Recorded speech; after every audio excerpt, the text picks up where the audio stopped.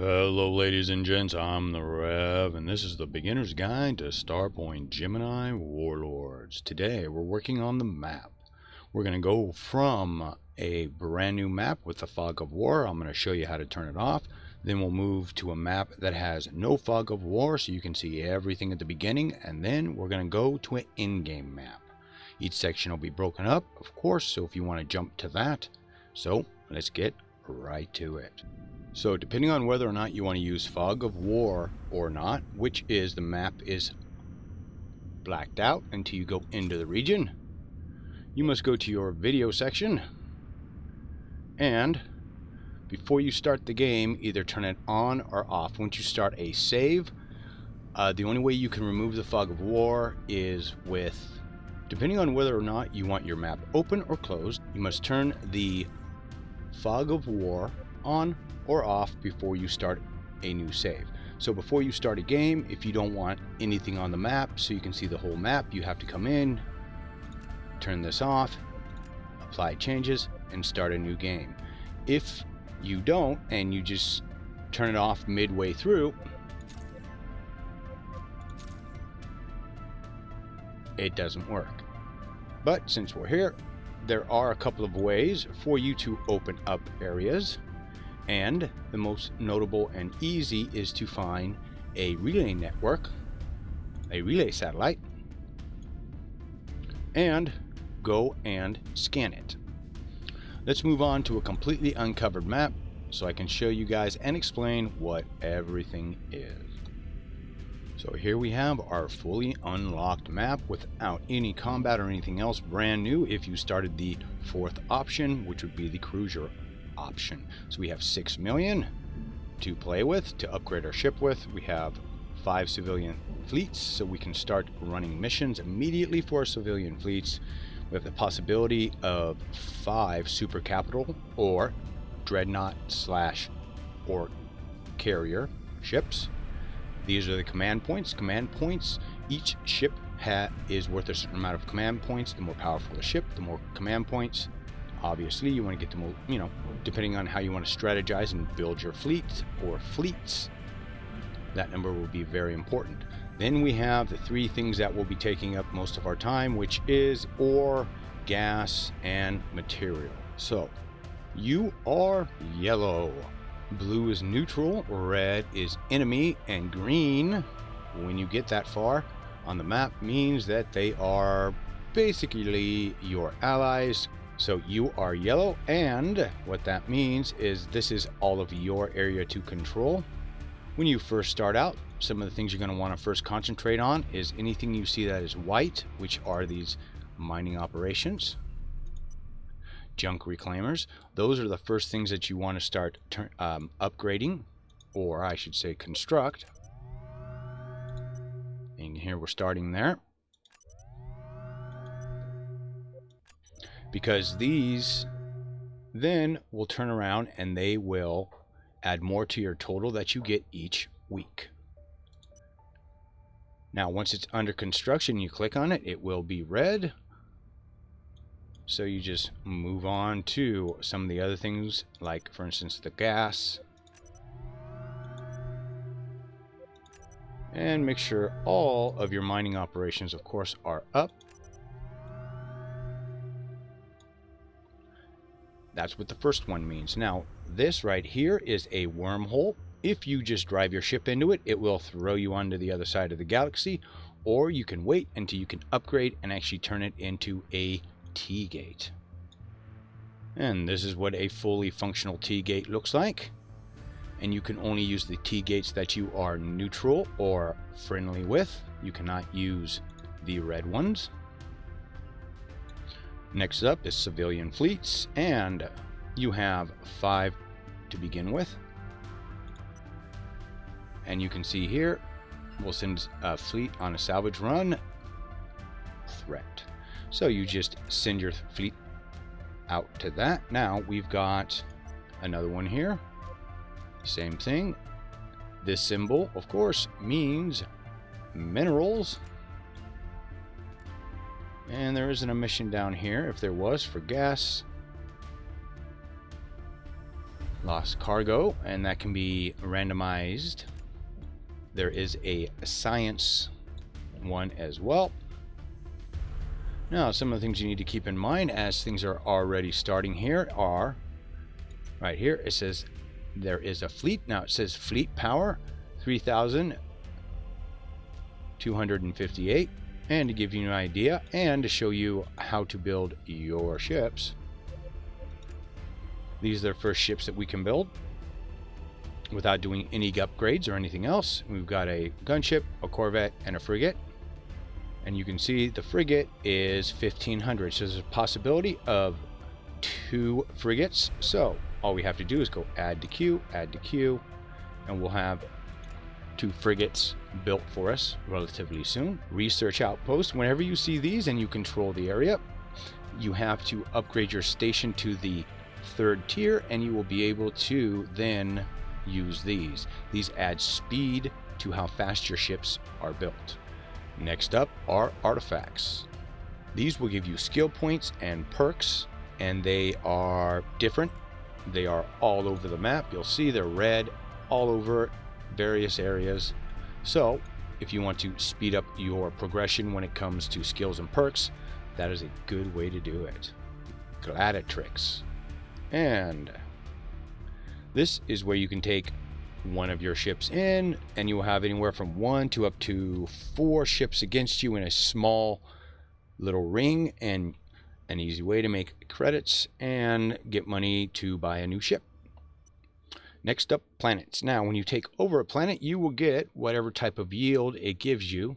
All of the planets will give you another super capital ship, so you can have 6, 7, 8, 9, how many ever planets you can eventually take over. You can see even in the neutral one here, this one, you would get a 248 materials, 352 ore, and another super capital ship. Now when it says approximate fleet power, 100,000, when you actually get to the point that you build your Proxima, and you have to get to the point of upgrading your station to that, and I will be showing you that in a later video. You can then build a monster fleet, and that symbol for Proxima will show up somewhere around a planet. You go to that planet, that area of the planet, wherever it shows up in this area, and basically fight your way until you can get Proxima in, and you have to stay alive long enough until Proxima can fire. It will then conquer the whole region that the planet is in, and you will get whatever yields plus your super capital ship. Next, you're going to want to think about space stations, because they do different things. Each space station does have a bonus to it.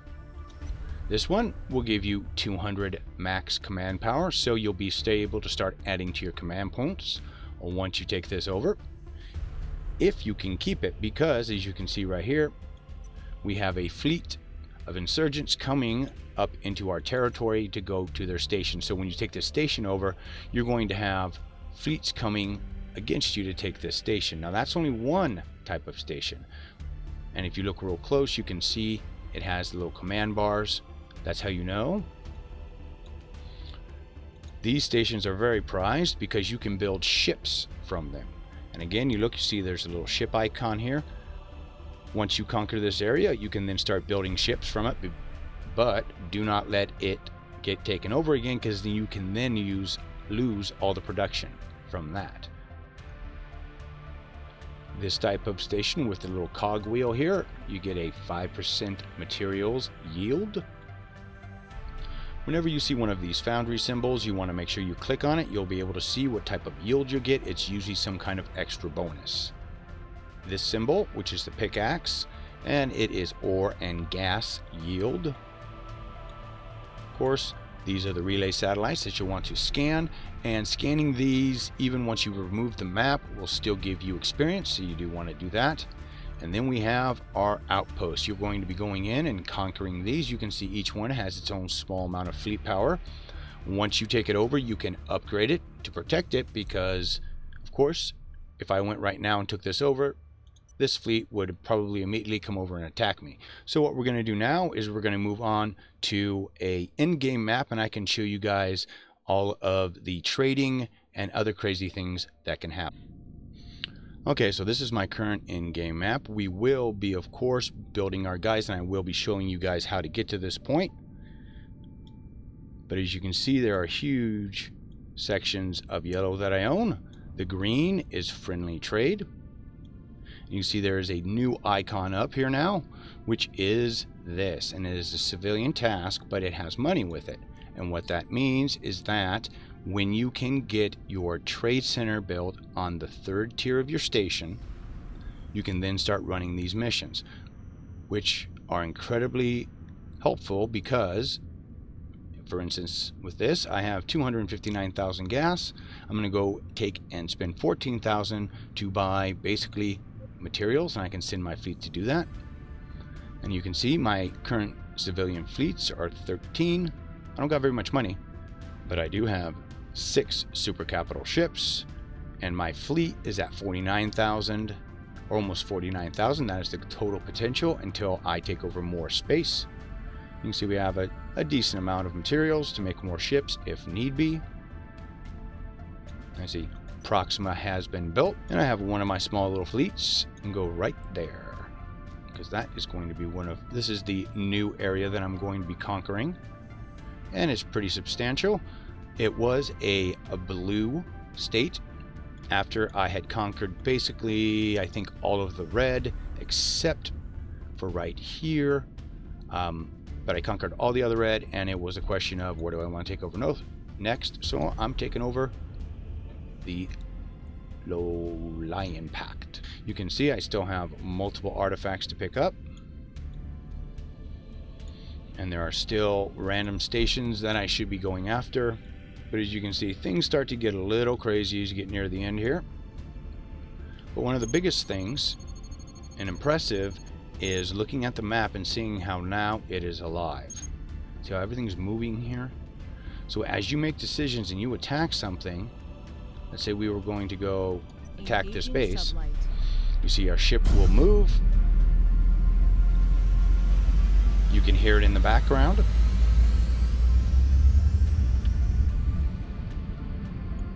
And our fleet should be coming with us. I, of course, am in a dreadnought at this point, and this would be the combat. And we'll show that, of course. We'll finish the video with that. That should give you guys a pretty solid grasp of what's going on with the map.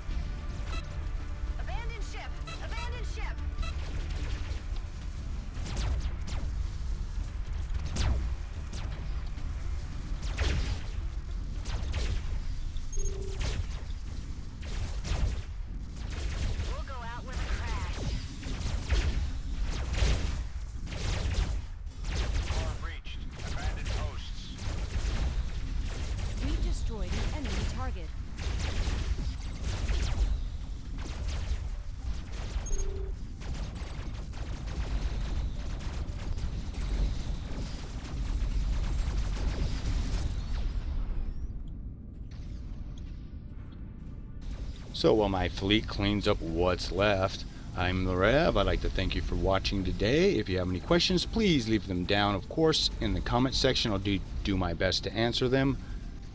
And as always, please like, favorite, and subscribe. The more you guys can help me out to support the indie development scene, the more in-depth guides that I can bring you, as well as streaming. So keep your heads down, your guns up, and I'll see you again real damn soon.